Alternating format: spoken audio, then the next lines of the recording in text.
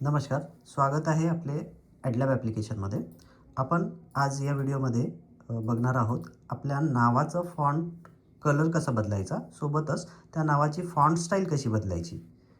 यामध्ये आपलं नाव, photo, logo आणि इतर माहिती आलेली आहे. तसं मी नावाला टच करतो आहे. नावाला टच केल्याच्यानंतर माझ्याकडे काही ऑप्शन्स येतात, ज्यामध्ये फॉन्ट निवडा, रंग निवडा, ओके, डिलीट, नाव बदला.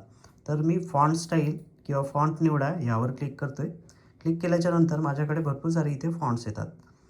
इथे आपण दिलेले आहे त्या फॉन्ट्स आपल्याला कशा प्रकारे दिसतील त्यानुसार आपल्याला ते फॉन्ट सिलेक्ट करता येईल. जसं की मी हे इथे 19 नंबरचा जो फॉन्ट आहे त्याला सिलेक्ट केला. सिलेक्ट केल्यानंतर लगेच ते फॉन्ट तिथे अप्लाय होतो. त्यानंतर त्या फॉन्टचा रंग बदलायचा आहे. त्याकरता मला रंग बदलावर क्लिक करावं लागेल. क्लिक केल्याच्यानंतर इथे एक कलर बॉक्स येतो. यातनं मला कुठला कलर घ्यायचा आहे त्यानुसार मी कलर घेऊ शकतो. कुठेही क्लिक केलं की त्यानुसार ते कलर इथे येऊन जाणार. जसं की मी आता या निळ्या रंगाला सिलेक्ट केलेलं आहे. याला ओके करतो. मला त्या फॉन्टचा साईज थोडासा मोठा हवा आहे. त्याकरता मी त्याचा आकार पण वाढवून घेतो. या प्रकारे मी हे आकार वाढवून घेतला आणि हे इथे सेट झालं. या प्रकारे आपण हे नावाचं फॉन्ट चेंज केला.